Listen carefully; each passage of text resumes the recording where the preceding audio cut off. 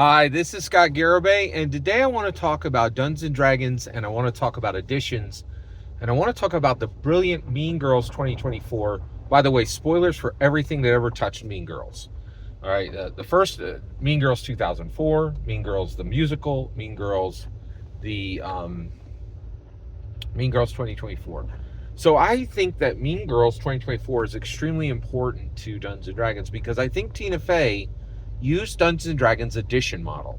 I think she copied the pacing, and I think she copied the iteration. So Dungeons and Dragons, it's going to have Dungeons and Dragons has 5 editions, and it will always and it had 5 editions chronologically, but culturally, emotionally, and spiritually is going to have 1 edition. That's where we are now. There's only 1 edition, right?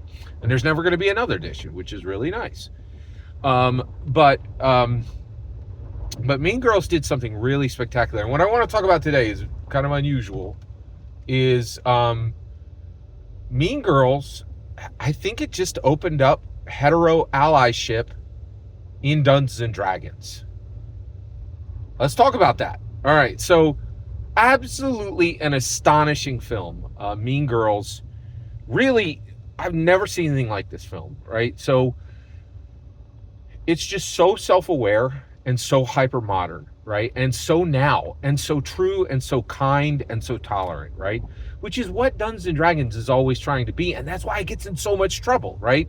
It gets in trouble for being progressive. This happens all the time. The OSR and grognards are like, oh my goodness, is there some LGBTQ people in the middle of Strixhaven? Like you're getting all upset, and so Dungeons and Dragons has been LGBTQ pro for decades, right? It's arguable it's been LGBTQ pro from day one, and I do argue that, right? But what's really fascinating is when things change. Are we able to recognize when things change? And Tina Fey is brilliant, and she recognized when things changed, right? So this brilliant film, Katie is this hetero girl who falls in love with a hetero boy, Aaron, right? And so she tells the plastics, I fell in love with Aaron. And they're like, oh, no, you cannot fall in love with Aaron. That's Regina George's ex-boyfriend. Well, first of all, you're like, well, wait, if that's an ex, who cares? Like, they're not together anymore. Should be fine, right? Then Katie tells her LGBTQ friends, but Katie is not LGBTQ. She's hetero, right? She tells her LGBTQ friends, Damien and Janice, hey, I'd like Aaron. And they're like, oh, no, you can't like Aaron. Aaron is the ex of Regina George, and she will destroy you, right? So you can't do that, right? And then look at that. Oh, look at that. Look where we've landed. LGBTQ people saying your love is wrong. Love is not love. Only love we validate as love. Very interesting, right? So Janice and Damien are like, no, your love is wrong. You can't do that. So in 2024, we land in a place where LGBTQ people are telling hetero people that their love is wrong, not relevant, not important, wrong, right? Like, we're not allowed, right? But then something really fascinating happens. Then the next day, Damien and Janice come, and Damien drags Janice and says, we thought about it. And Damien says to Katie, we thought about it. And we say that you can love Aaron, and we support you. And what he's saying is love is love is love is love, even for heteros. And then he says something really fascinating. He says, and he looks at Janice, and Janice is like, got her arms folded, and she's like, no, I want to keep telling this hetero person who she can love and who she can't, right?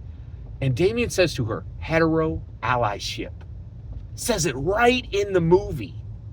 Says, we've landed in a new world where LGBTQ people need to say, we have so much prominence, so much power, so much recognition, and so much focus on our love that now hetero people do not feel provisioned, and don't feel safe to say the love that they want, right?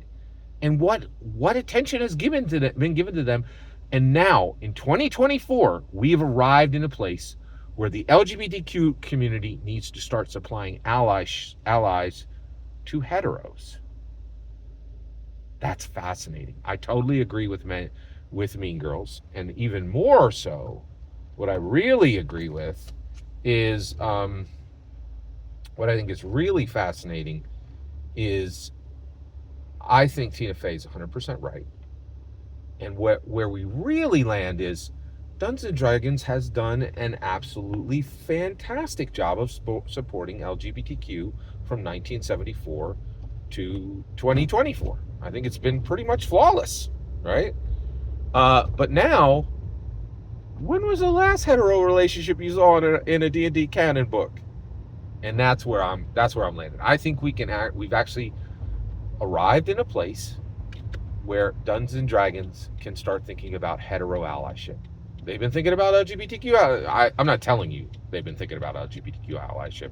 It's plastered all over their Twitter, all over their website. There's a month that where that's used to celebrate LGBTQ. There isn't an hetero month, right? But that's the point, right? Is Dungeons and Dragons going to be the first place to say, hey, here's a celebration of hetero love, because it hasn't been celebrated for a long, long time. And it's time for hetero allyship. And the nice thing too is this stuff is challenging, right?